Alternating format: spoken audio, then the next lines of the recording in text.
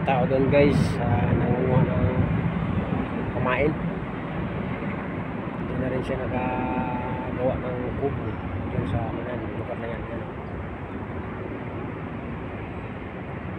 Pwede na rito guys sa bahay-bahay na dito sa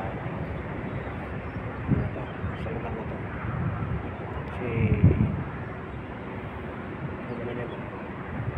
para sa gagawin ko yun property, so pwede tumira dyan kung hindi ka lang tumagal talaga ng tagalog kasi pansamantala lang.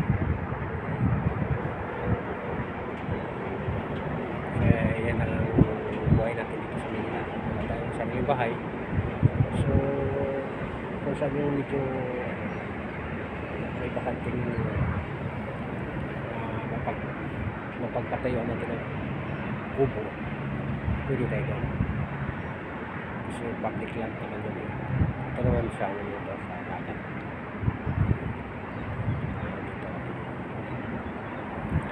para to sa lahat ng mga isda na madaong. Pwede kang ano dyan kubo-kubo kasi ano yan sa may-ari talaga ng dagat na yan at saka sa paggamit pala. Yan ang mga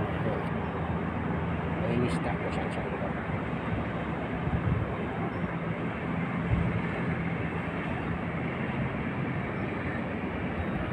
Yes, ganda siya.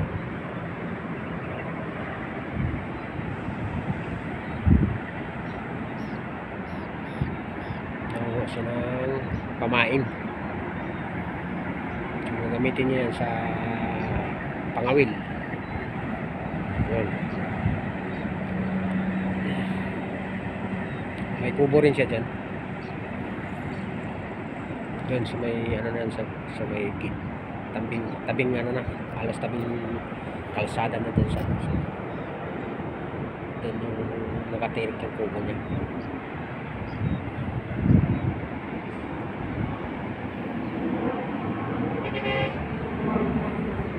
Kita nyo guys, statang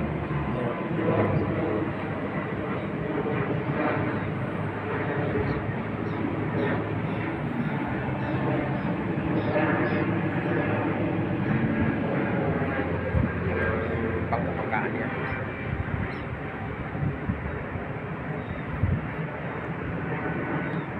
Ganito kasi ano, sabagay ito ay sakop nito ng ay tabing dagat eh, pa rin natin sa zona marina kasi noong araw hindi naman ay para yan sa mangingisda. Kung kayo mangingisda, pwede kang pansamantala magtirik din sa lugar na yan. So yan parang dito sa Cavite halos kinangkin na lahat ng mga public land. Ito yung mga tao kung saan na pupunta wala na masyadong sa karapatan kasi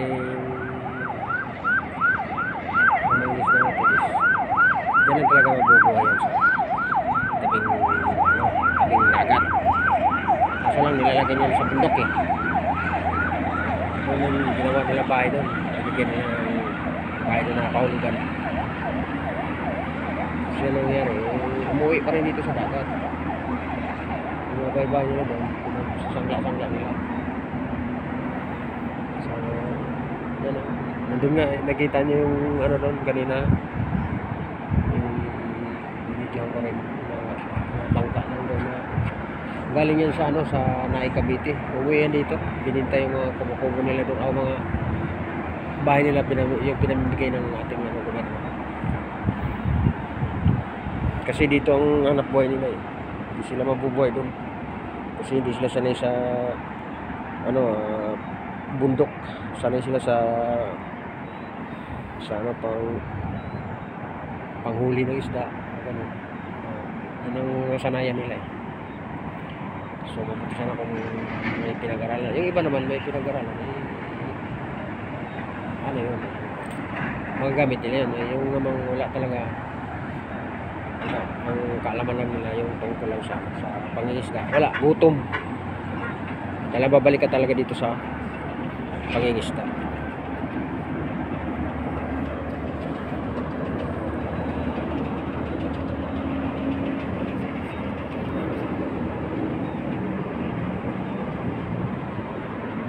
Ayan, sa Tatang, oh. Galing na yan doon sa Nike. Uwiin dito sa tabing dagat, sa Balaksik.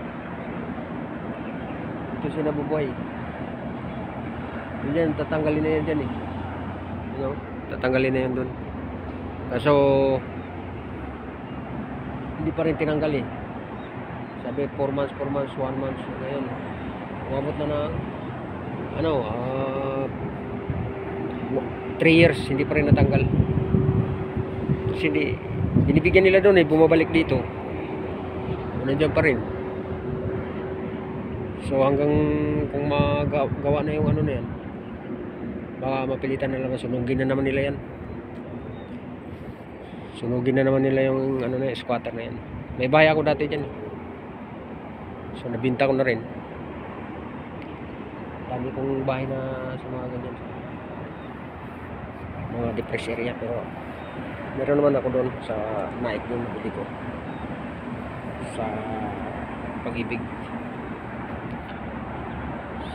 Sa ano ko sa dito sa Puti lang rin tayo.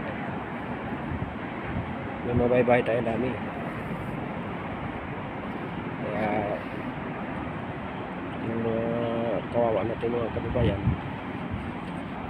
na umasa lang sa ating gobyerno na mabigyan ng mga bahay o ayuda, ay wala. Kung mangisda ka rin talaga, babalik ka rin dito sa tabing dagat, kasi yun nga sinasabi ko, umaasa lang kayo sa mga ayuda, kaya wala, gutom. Kaya magsikap dapat ang mga ano natin eh. So kahit ano sikap naman dito eh, medyo mahirap talaga, kasi sa ano natin sa gobyerno medyo, kung ikaw ay mahirap, talagang mahirap ka na, kasi hindi ka man na may angat kasi sa pagpapano sa ating patakaran, sa ating gobyerno, patakaran natin sa gobyerno natin, medyo hindi maunlad eh. Talo tayo sa ibang bansa, pero lahat naman ano, lugar naman mayroon ganun, pero mas grabe itong ang ano natin, lugar natin, kasi ano, sobrang ano, lahat halos ang wala pang 1/4 na Pilipino, 1/4 na Pilipino na ano, wangat o ano, maganda buhay, o 1/2 ka yata, ganun. Yun sa medyo nakaangat-angat ng konti, kasi ang ano, kasi andito sa atin, sino yung may pera doon umangat mabilis, kasi yung pera nila ang nagpapano, gumagana sa pagpapalaki ng kanilang mga business. So yun guys, so tayo naman eh, ano lang tayo, nasa middle lang tayo, nasa gitna na tayo, sa taas na pamumuhay.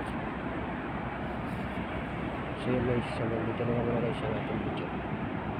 At dyan si Tatang nandun pa rin, yan o, tumatad-tuwad ba, yan o, parang aswang yata yan, ano siya, may kinukuha niya sa ano yan, bahong ang tawag niyan, tahong ba, pero ibang klaseng tahong yan, kasi ano yan siya, dumidikit sa mga ano rin, sa mga bato, pero hindi masyadong mataba yan na tahong, pero malalaki na ng bahong yan, bahong ang tawag yan, bahong. So guys, hanggang dito na muna guys, bye bye. Ang inyong likod, Hansi PM Vlog, at nagpapalam sa inyo lahat yan. Bye bye. Mwah mwah.